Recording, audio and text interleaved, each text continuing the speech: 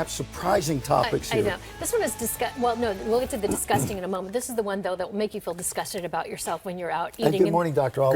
Good morning. Pleasure to have you here. Thank you. Oh, was I We supposed start to with officially- disgusting, yeah. We start with disgusting, All then we right. go to Dr. A. No, so all these fast food restaurants and all the chains and even the movie theaters, everyone's going to have to do these calorie counts, right? From now on. Yes. So I think this is a great first step to tackling our obesity epidemic.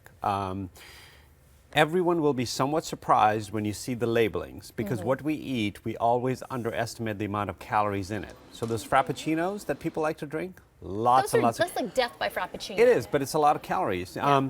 But what they also found that was interesting was that only 30% of people look at the calories. So even though it's posted there, even though it's very obvious, only 30% look at it and make any changes in what they eat. But even if 30% of people made that's a lot, actually. But they actually, I think it was Starbucks when they started putting out their calories, people actually stopped eating those things as much. And then they make them smaller and then you eat And then those some instead. places have also done something novel, which actually seems to affect people more, is to tell them how much they need to exercise to lose those amount of calories.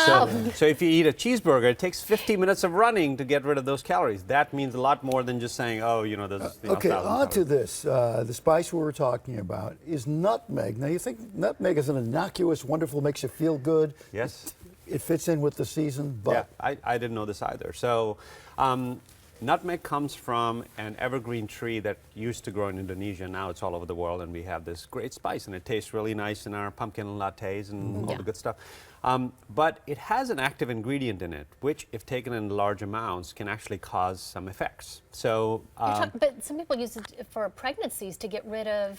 yes, to abort. To abort. Well, it had this reputation. We don't know how well it works in that regard, but it was noted to be a very potent spice. Okay. So they thought that people could have menstruation if they ate it, they could have abortions if they ate it, they could, have all sorts of bad effects from it. But what we do know is that A, you have to take it in large amounts, at least 2 teaspoons full. So this is important for people who have kids to have bottles that they can't open and get to it. Secondly, it has this feeling of sort of being encased in mud.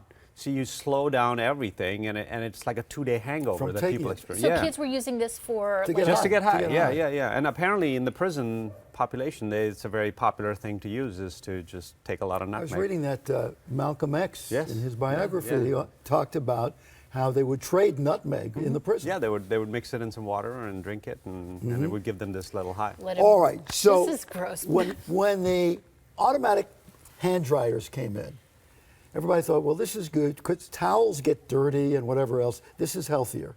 But So I thought exactly like you. I'm like, I don't have to touch anything. I just go in there, I put my hands in the dryer, and it's dry, and I leave.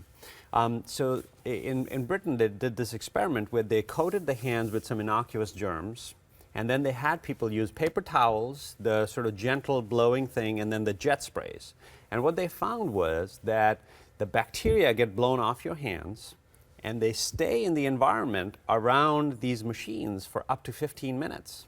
Ugh. The jet ones are the worst. The ones that like supersonic Yeah, that so you can imagine that they just blow the ones everything where off. you feel healthier for using are Yeah. the least. Or actually, what about stuff that's around? Any germs around, or it's just what's on your hands? That's, Well, they were just looking at what happens to your hands. Is it cleaner to just use the towels and get rid of them, or is Are it they worse? also saying it's being transmitted perhaps to other people because it's in the area around them? So you could blow your hands and leave, and then up to 15 minutes later, they may find these bacteria floating around. So if you're in a bathroom where other people are drying their hands, All right, let me ask you 2 things before you go, because I like common sense to Yes. prevail once in a Yes. while.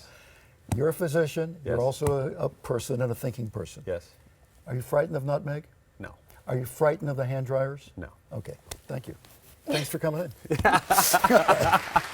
there you go. Thank you very much. By the way, we just shook hands. You know what that? We just transmitted 4,000 million. Did you wash? Yeah. Just checking.